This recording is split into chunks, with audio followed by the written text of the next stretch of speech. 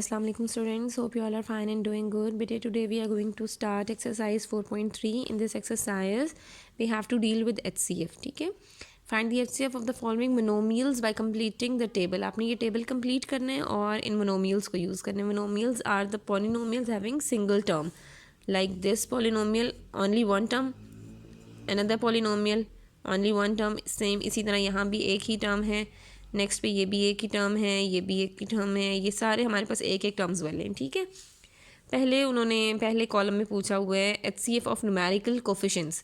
आपने numerical coefficients यानी कि जो नंबर्स हैं 16 और 9, आपने इनका LCF कैलकुलेट करना है. ठीक है, तो HCF हम कैसे कैलकुलेट कर सकते हैं 16 और 9 का. हम 16 लिख देते हैं, 2 8 ज़ा 16, 2 4 ज़ा 8, 2 2 ज़ा 4, 2 1 ज़ा 2. ठीक है, 16 था और 9 था, 3 3 ज़ा 9, 3 1 ज़ा 3. तो HCF में highest common factor, is there any factor that is common in both the numbers. 16 और 9 में कोई कॉमन फैक्टर नहीं है बट ओनली 1. ठीक है, तो जो 1 कॉमन फैक्टर है आपने सिर्फ वो यहाँ पे कॉमन फैक्टर लिख दिया 1. HCF ऑफ P, जब भी हमने HCF देखना है तो हाईएस्ट कॉमन फैक्टर होगा, बट आपने इन दोनों टर्म्स में से लीस्ट पावर को कंसिडर करना होता है, यानी कि सबसे कम पावर जो है. जैसे यहाँ पे P की 1 पावर है, यहाँ P की 3 पावर है, तो कम पावर वाला P है P1, तो ये हमारा HCF हो जाएगा P का. HCF ऑफ Q के HCF में भी आपने Q की कम पावर को देखना है. यहाँ पर है Q² और यहाँ पे है Q1, तो यहाँ पर हो जाएगा Q1 कम पावर वाला. HCF ऑफ R की कम पावर क्या है, यहाँ R1 है और यहाँ पे R है ही नहीं, तो जब R है ही नहीं तो उसको हम कंसिडर नहीं कर सकते. ठीक है, तो वहाँ पर आपने इसको ब्लैंक कर देना है. रिक्वायर्ड HCF मतलब अब इसका HCF क्या होगा, अपन तीनों टर्म्स को जो भी आपके आंसर्स थे इनको आप मल्टीप्लाई करवा दोगे, डैट वुड बी 1PQ, ये इसका आंसर हो जाएगा.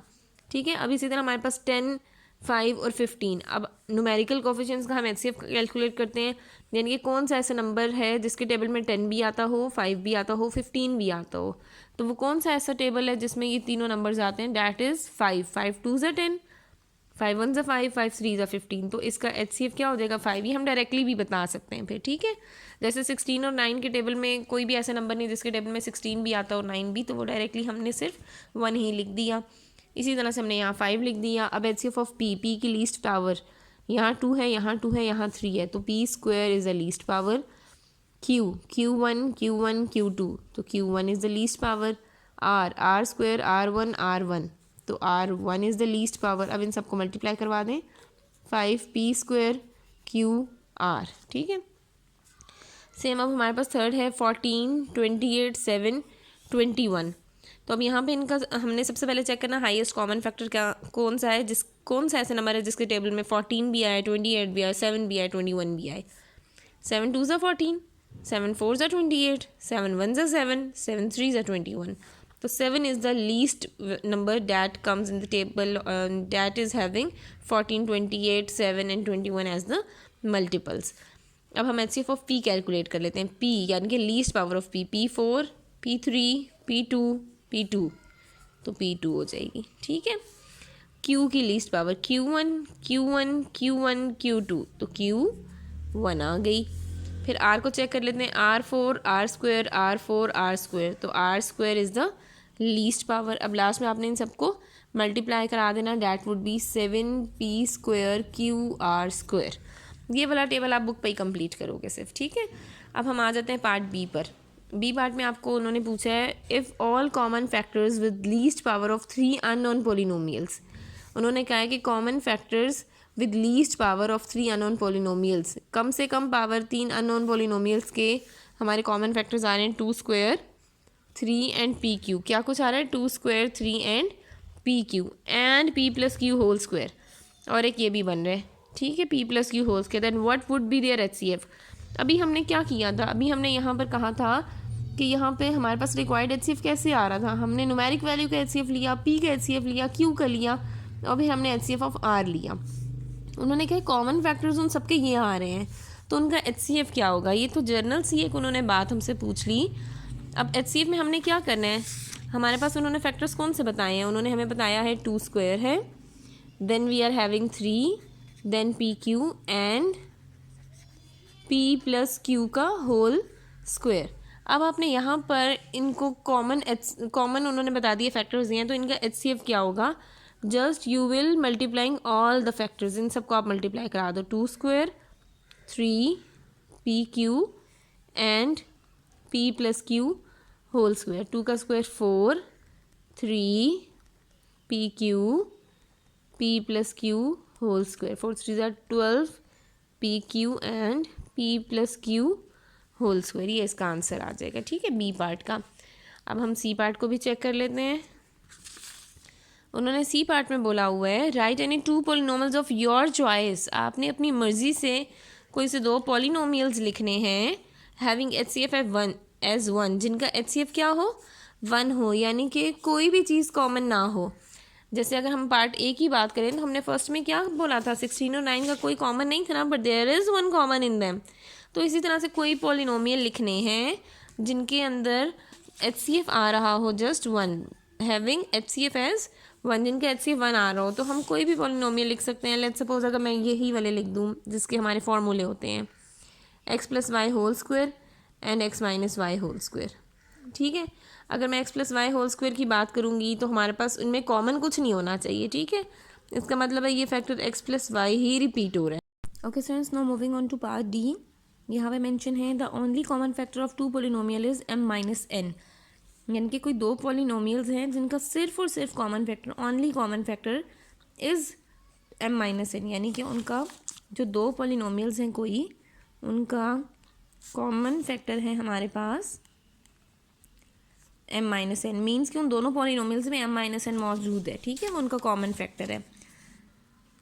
And the only uncommon factor is m square plus n square, और अनकॉमन फैक्टर क्या है, तो ये वो फैक्टर होगा जो किसी एक में होगा ना, दोनों में होता तो कॉमन होता, और अगर किसी एक में है तो वो अनकॉमन है, that is m square plus n square.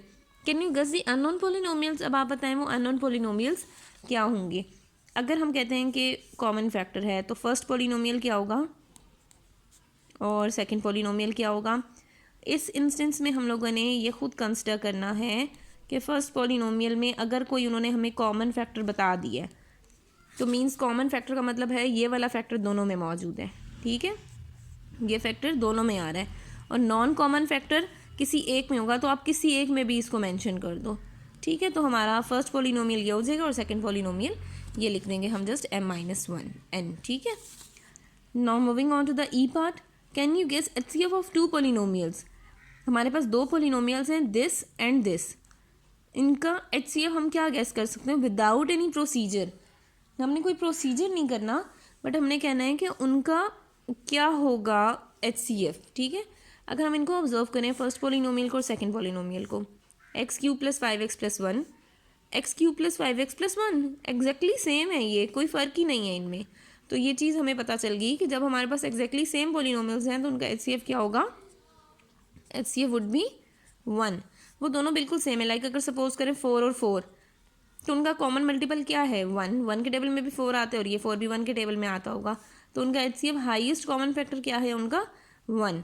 तो जब भी सेम टर्म्स होंगे उनका हाईएस्ट कॉमन फैक्टर हमेशा 1 ही रहेगा। Okay students, now discussing with question number 2। इसमें लिखा हुआ है फाइंड HCF बाय फैक्टराइजेशन। अब आपको फैक्टराइजेशन के साथ HCF कैलकुलेट करना है। अब उसमें फैक्टराइजेशन में क्या करना है कि जो भी हमारे पास टर्म्स गिवन हैं आपको इनको पहले फैक्टराइज करना है। ठीक है, अगर मैं यहाँ पर देखूँ, मैं यहाँ सेंटर पे मार्क कर देती हूँ, पहले मैं इस साइड पर करती हूँ x plus Y whole square और यहाँ पे मैं लिखती हूँ x square minus Y square. अब यहाँ पे जब आप इसको सिंप्लीफाई करने लगोगे जो पहली चीज़ आपके जहन में आएगी वो क्या है, HCF। आपने HCF कैलकुलेट करना ना, मीन्स हाईएस्ट कॉमन फैक्टर, कोई ऐसी चीज़ जो इन दोनों में मौजूद हो, जो इन दोनों में कॉमन हो। तो वो अब आप कॉमन कैसे फाइंड आउट कर सकते हो, लाइक अगर मैं इसको लिखूँ तो ये आएगा x प्लस वाई का होल स्क्वायर है ना, एक दफ़ा x प्लस वाई और एक दफ़ा फिर x प्लस वाई। ठीक है, और यहाँ हो जाएगा x square minus Y square को हम लिखेंगे एक दफ़ा x प्लस वाई और एक दफ़ा x माइनस वाई। अब यहाँ पे इनका कॉमन फैक्टर क्या है, आपने सबसे पहली चीज़ चेक करनी है what is the common factor in both the polynomials. ठीक है, अब यहाँ पे एक x प्लस वाई, यहाँ भी x प्लस वाई, तो कॉमन फैक्टर इनका क्या है x प्लस वाई। जितने भी कॉमन फैक्टर होंगे उन सबको मल्टीप्लाई कराने से हमारे पास आ जाएगा HCF। यहाँ पे अभी एक ही कॉमन फैक्टर है that is x plus Y और यही इसका HCF भी होगा। कॉमन फैक्टर को जस्ट आपने HCF काउंट करने के लिए यूज़ करना होता है। ठीक है, जब एलसीएम करेंगे तो वो साथ हमारे पास चीज़ें चेंज हो जाती हैं, वो आपको मैं उसके अकॉर्डिंग एक्सप्लेन कर दूँगी। बट यहाँ पे आपने सिंपल इसमें कॉमन फैक्टर कैलकुलेट करना है. In question number 3 we are having a minus B whole cube and a square minus 2ab plus B square. इसको फैक्टराइज अगर हम करें, इसके फैक्टर्स क्या हैं possible factor? a minus B कितनी दफ़ा रिपीट हो रहा है? a minus B, a minus B, a minus B, cube है ना, तो 3 टाइम्स हमने लिख दिया. और ये किसका आइडेंटिटी है? a square minus 2ab plus B square. वो आइडेंटिटी है a minus B whole square. तो a minus B whole square को हम कैसे लिख सकते हैं? 2 टाइम्स लिख सकते हैं, a minus B into a minus B. Now what is the common factor between both of them? Common factor में एक ये a माइनस बी, ये दोनों में सेम था, एक और a माइनस बी, ये भी दोनों में सेम था. तो हमारे पास आ रहे हैं 2 टाइम्स a माइनस बी. तो इसका HCF क्या बन जाएगा? a minus B whole square. Same in question number 4 we are having these 2 terms. इनको अब आप पहले सेंटर पे लाइन मार्क करके लिख दोगे, a cube B minus A B cube, और यहाँ है a5b minus A square B 5. कॉमन चेक कर लेते हैं, इनमें कॉमन चीज़ क्या है? यहाँ पे 3 a है, यहाँ 1 a है. हम लीस्ट पावर को कॉमन कंसिडर करते हैं, एक a, यहाँ b1 है, यहाँ b3 है. हम लीस्ट पावर को कंसिडर करते हैं तो एक b भी आ गया. अब 3 a में से एक a ऑलरेडी आ चुके हैं, तो अंदर रह गया हमारे पास a स्क्वायर. b हम ऑलरेडी कॉमन ले चुके हैं, एक a था वो भी कॉमन है, b क्यूब में से एक भी कॉमन है, तो b स्क्वायर. इसको हम लिख सकते हैं a b, a square minus B square is equals to a plus B into a minus B. अब इस साइड को चेक कर लेते हैं, a square a5 least power a square है, b1 b5 लीस्ट पावर है b. अब 5a में से 2a हम लोग कॉमन ले चुके हैं, रह गया a cube. b already common आ चुके हैं, 2a थे, दोनों के दोनों कॉमन आ गए हैं. 5b हैं, एक भी कॉमन आ गया, अंदर रह गया b. Okay, here we are having b square. तो b स्क्वायर कॉमन आ जाएगा, 5b में से 2b कॉमन आ गया, we are left with b cube. अब a b स्क्वायर और स्क्वायर, तो इसको मैं लिख सकती हूँ a b whole square. And for a cube minus b cube we will apply identity, और आइडेंटिटी है a cube minus b cube is equals to a minus b into a square plus a b plus B square. अब यहाँ पे a b whole cube है, square है, तो हमने इसको लिखना है a b dot a minus b and then a square plus a b plus B square. So now from the given fractions, यहाँ पर हमारे पास कॉमन है ए बी, यहाँ भी ए बी मौजूद है, ये कॉमन आ गया a प्लस बी, यहाँ a प्लस बी नहीं है, एंड a माइनस बी, यहाँ a माइनस बी है और यहाँ भी a माइनस बी है. So what is common here? Just a b and a minus b. और जब हम इसका HCF कंसिडर करेंगे तो HCF में हमारे पास यही दोनों हैं. आप चाहो तो इनको मल्टीप्लाई भी करा के लिख सकते हो, और चाहो तो आप ऐसे भी लिख सकते हो, a b into a minus b. This is the HCF for the given fractions. Now moving on to question number 5. इसमें भी हमें इन दोनों के कॉमन मल्टीपल्स फाइंड आउट करने हैं. यहाँ पे लिखा हुआ है एक्स स्क्वायर माइनस 49, और दूसरा पॉलिनोमियल है हमारे पास X square minus 4x minus 21. ठीक है, अब हम इसको कैसे सिम्प्लीफाई कर सकते हैं? एक्स स्क्वायर माइनस 49 है ना, इसको हम लिख देंगे एक्स का होल स्क्वायर माइनस 7 का होल स्क्वायर. आइडेंटिटी बन गई A square minus B square that is equals to X plus 7 and X minus 7. और यहाँ पर हमारे पास जो हम फैक्टराइजेशन के रूल्स पढ़ चुके हैं 4.1 में, 4.2 में, वहाँ पे उसके अकॉर्डिंग फर्स्ट और लास्ट को मल्टीप्लाई कराएंगे, बिकॉज यहाँ पे फर्स्ट टर्म सिर्फ स्क्वायर है, लास्ट टर्म स्क्वायर नहीं है.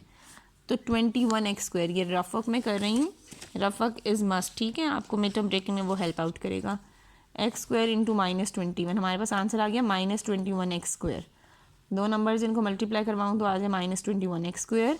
उन्हीं दोनों नंबर को प्लस कराऊँ या माइनस कराऊँ तो आ जाए माइनस 4x. मिड टर्म पे जो भी फ्रैक्शन है, जो भी फैक्टर है वो आ जाए. ठीक है, कोई दो नंबर जिनको मल्टीप्लाई करवाऊँ 21 आए, प्लस माइनस कराऊँ तो 4 है. 7 3 से 21 एंड 7 माइनस 4 हमारे पास आ जाता है आंसर 3.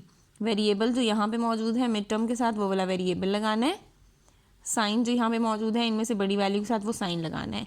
अब आपने गेस करना है माइनस 7x के साथ 3x को प्लस करना है या माइनस करना है. तो माइनस 7 में 3 को हम प्लस करेंगे तब हमारे पास आंसर आएगा माइनस 4. तो हमारी फ्रैक्शंस कैसे ब्रेक हो गई? माइनस 4x ब्रेक हो गया, minus 7x plus 3x minus 21. अब फर्स्ट टू में क्या कॉमन है? x, अंदर आएगी x माइनस 7 नेक्स्ट टू में कॉमन है 3, अंदर रह गया x माइनस 7। अब एक ब्रैकेट में आ जाएगा x माइनस 7 और दूसरी में आ जाएगा x प्लस 3। ठीक है, अब यहाँ से हमने इन दोनों को फैक्टराइज कर लिया। अब इनका कॉमन फैक्टर देख लेते हैं। अब इनमें कॉमन फैक्टर हमारे पास क्या आ रहा है, सिर्फ x माइनस 7। ठीक है, तो यहाँ हम लिख देंगे x माइनस 7। अब इसके साथ ही HCF भी हमारा यही बन जाएगा, that is x minus 7। For question number 6 we are again having two polynomials 12x square plus x minus 1 and 15x square plus 8x plus 1। इनको देखते ही पता चल गया कि हमें यहाँ पे मिड टर्म ही ब्रेक करनी है। 1 into 12x square 12x square, दो नंबर जिनको मल्टीप्लाई कराऊँ 12 आए, प्लस माइनस कराऊँ तो प्लस x आए। ठीक है, तो क्या होंगे 3 और 4, 4x माइनस 3x, 4 माइनस 3 1 हो जाएगा। x की जगह पर वेरिएबल भी, साइन भी हमने सब अज्यूम कर लिया। अब यहाँ पर इनमें कॉमन फैक्टर क्या है 4, 4 3 ज़ा 12 एंड 4 1 ज़ा 4 और x कॉमन है, यहाँ रह जाएगा 3x plus 1।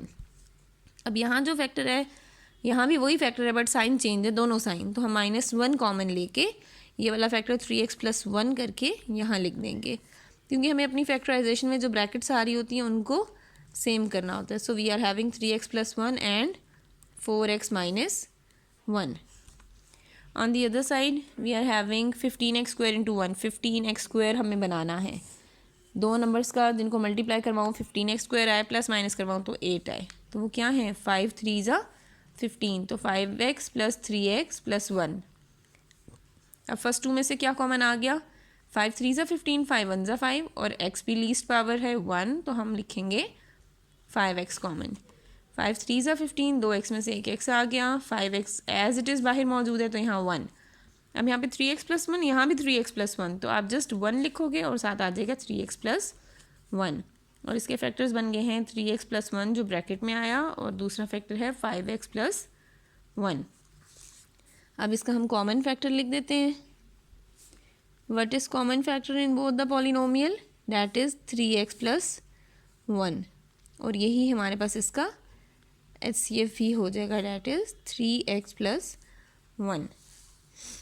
Again for question number 7 हमारे पास दो पोलिनोमियल्स हैं, c square x square minus D square and AC square minus BCX plus ADX minus BD। ठीक है, अब यहाँ से हमारे पास क्या चीज़ कॉमन है, क्या हम यहाँ पे कुछ कॉमन लिख सकते हैं, नो, बट हम इसको यूँ लिख सकते हैं CX का होल स्क्वायर माइनस D का होल स्क्वायर, तो ये हमारे पास क्या बन जाएगा a square minus B square, और वो हम किस तरह से चेंज करते हैं, a यानी कि CX plus D and CX minus D, ये हमने इस तरह से इसको ब्रेक कर लिया। और अब यहाँ पर हमारे पास हमने देखना है फर्स्ट टू टर्म्स में से क्या चीज़ कॉमन है। यहाँ से क्या चीज़ कॉमन आ रही है, हमारे पास c भी है, यहाँ 2x है, यहाँ 1x है, तो हम 1x को कॉमन ले लेते हैं। c भी निकल गया, 2 में से 1x भी निकल गया, तो रह गया ax, और साथ रह गया हमारे पास माइनस CX कॉमन आ चुका है, यहाँ पे सिर्फ रह गया b। और अब नेक्स्ट टू टर्म्स में से हमारे पास क्या कॉमन है कि हमारे पास ये चीज़ बन जाए ax माइनस b ही, तो हमारे पास यहाँ से सिर्फ d कॉमन है, यहाँ रह गया ax माइनस d निकल चुका है तो b। अब ब्रैकेट सेम आ गई ना ax माइनस b, तो उसको आप एक दफ़ा लिख दोगे, और जो बाहर आपने कॉमन लिया था CX प्लस d, इसको एक ब्रैकेट में कर दें। ठीक है, अब यहाँ पे कॉमन फैक्टर क्या है, दोनों पोलिनोमियल्स का कॉमन फैक्टर क्या है, यहाँ पे है CX प्लस डी, यहाँ भी है CX प्लस डी, तो यहाँ पे आपने इसका कॉमन फैक्टर लिख दिया CX प्लस डी, और यही इसका हो जाएगा HCF भी। Okay students, now moving on to question number 8। अब यहाँ पे 3 हमारे पास पॉलिनोमियल्स आ गए हैं। ठीक है, अब इन तीनों को अब हम सॉल्व कर लेते हैं। पहला है m square minus n square, तो इसको मैं लिख सकती हूँ m square minus n square a square minus b square की तरह से। ठीक है, तो m प्लस n और m माइनस n। यहाँ पर है m4 माइनस n4, इसको मैं लिख सकती हूँ m स्क्वायर का स्क्वायर माइनस n स्क्वायर का स्क्वायर। ठीक है, यहाँ पे हो जाएगा a square minus b square that is equals to a plus b and a minus b। Plus पे तो आइडेंटिटी नहीं अप्लाई होती, तो प्लस वाला हम ऐसे ही लिखेंगे m square plus n square, but minus पे अगेन आइडेंटिटी अप्लाई हो जाएगी, that would be m plus n and m minus n, ठीक है। अब यहाँ m6 माइनस n6 पे जब हम आइडेंटिटी अप्लाई करेंगे, हमने देखा स्क्वायर की आइडेंटिटी है, तो मैं लिखूँगी m क्यूब का स्क्वायर माइनस n क्यूब का स्क्वायर, ठीक है। a square minus b square, m cube plus n cube and then m cube minus n cube. अब a cube plus b cube और a cube minus b cube किसके equal आएगा, a plus b, a square minus A b plus B square. ये मैंने सिर्फ इसको break किया, ठीक है। और जब मैं इसको ब्रेक करूँगी तो कैसे ब्रेक होगा, m cube minus n cube, m minus n, m square plus m n plus n square, ठीक है। ये हमने इसको भी ब्रेक कर दिया। अब यहाँ से हमने देखना है common factor. What is common factor for all these polynomials. इनमें कॉमन फैक्टर क्या आ रहे हैं हमारे पास, m plus n, m plus n, m plus n, m minus n, m minus n, m minus n। तो कॉमन फैक्टर है एक दफ़ा m plus n और एक दफ़ा m माइनस n, और यही इसका हमारे पास HCF भी हो जाएगा। HCF में आप चाहो तो मल्टीप्लाई भी करा सकते हो, otherwise m plus n into m minus n would be enough. In the last question of exercise 4.3 हमारे पास अगेन 3 पॉलिनोमियल्स हैं। हम तीनों को सेपरेटली फैक्टराइज करेंगे और फिर कॉमन फैक्टर फाइंड आउट करेंगे। ax square plus 2a square x plus a cube. यहाँ पे हम इस पे चेक कर लेते हैं कोई आइडेंटिटी बनती है या कुछ कॉमन है या नहीं। अगर हम कुछ कॉमन चेक करें तो a यहाँ पे भी है, यहाँ पे भी है, यहाँ पे भी है, बट लीस्ट पावर a की है सिर्फ a। यहाँ रह जाएगा x square plus 2ax plus a square, यहाँ आ गया a, और ये बन गया a square plus 2ab plus b square. तो ये सिंपली हो जाएगा x plus a with whole square. Second हमारे पास है 2ax square minus 4a square x minus 6a cube. अब इसमें क्या कॉमन है हमारे पास, सबसे पहली चीज़ हमने ऑब्जर्व की कि सब में 2 का फैक्टर है, 2 1 ज़ा 2, 2 2 ज़ा 4, 2 3 ज़ा 6, 2a स्क्वायर a क्यूब। तो लीस्ट पावर हम 2 की भी रख लेते हैं बाहर। यहाँ रह गया एक्स स्क्वायर, यहाँ रह गया 4ax, यहाँ रह गया 2 3 ज़ा 2 ज़ा 4 होता है तो 2ax, देन 2 3 ज़ा 6, 3a थे, a के बाहर आ गया 3a स्क्वायर। यहाँ पे है हमारे पास 2a, यहाँ पे आ गया x square minus 2ax minus 3a square. अब यहाँ पे हम कर सकते हैं मिड टर्म ब्रेक, क्योंकि फर्स्ट टर्म स्क्वायर है बट लास्ट टर्म स्क्वायर नहीं है। फर्स्ट और लास्ट को मल्टीप्लाई कराया 3a स्क्वायर एक्स स्क्वायर, दो नंबर जिनको मल्टीप्लाई करवाऊँ तो 3 आए, प्लस माइनस कराऊँ तो 2 आए, 2 1 ज़ा 2 minus 3ax plus ax minus 3a square. यहाँ गया 2a, यहाँ फर्स्ट 2 में से क्या कॉमन आ गया x, अंदर आ गया x माइनस 3a। लास्ट 2 में से क्या कॉमन आ गया हमारे पास a, अंदर आ गया x माइनस 3a, ठीक है। और यहाँ आ गया फिर हमारे पास 2a, कॉमन है हमारे पास x माइनस 3a, और यहाँ जो आपने बाहर लिखा हुआ है that is x plus a, ठीक है। ये हमने सेकंड वाले को भी सिंप्लीफाई कर लिया। यहाँ पे एक और चीज़ ऐड कर देती हूँ कि जब यहाँ पे स्क्वायर है ना, तो स्क्वायर का मतलब है ये वाला फैक्टर 2 दफ़ा है, तो मैं x प्लस a और x प्लस a करके भी लिख देती हूँ, ठीक है। Now coming on to the third one, यहाँ लिखा हुआ है 3ax plus a square whole square. तो यहाँ पे 3 तो हम बाहर लिखेंगे, साथ हमारे पास अगर यहाँ देखें तो इन दोनों में से कॉमन है, यहाँ एक a है, यहाँ 2a हैं, एक a कॉमन लिखेंगे, अंदर आ जाएगा x प्लस 2a में से एक a हमारे पास कॉमन आ गया और इसका होल स्क्वायर। अब इसका क्या मतलब है कि ये a का भी स्क्वायर है, ये x प्लस a का भी स्क्वायर है, तो a का स्क्वायर और x प्लस a का स्क्वायर, मैंने दोनों पे स्क्वायर सेपरेट कर दिया। a स्क्वायर का मतलब है कि 2 दफ़ा a मौजूद है, और x प्लस a का होल स्क्वायर मतलब कि हमारे पास 2 दफ़ा x प्लस a भी मौजूद है। अब हम चेक कर लेते हैं कि यहाँ पे कितनी हमारी कॉमन चीज़ें आ रही हैं। पहले हम सबसे पहले देख लेते हैं कॉमन फैक्टर्स। अब यहाँ पे a, यहाँ पे भी a, यहाँ पे भी a, तो कॉमन फैक्टर आ गया एक a। दूसरा कॉमन फैक्टर है x प्लस a, यहाँ पे भी है, x प्लस a यहाँ पे भी है, x प्लस a यहाँ पे भी है। अब आप ये कह सकते हैं ये भी तो x प्लस a है, यहाँ पे भी x प्लस a है, बट एक और x प्लस a यहाँ नहीं है और एक और x प्लस a यहाँ है, तो वो चीज़ हमने कॉमन लेनी है जो तीनों में मौजूद हो, तो वो सिर्फ a और x प्लस a ही हमारे पास कॉमन है, and HCF would be a into x plus a. This would be your answer.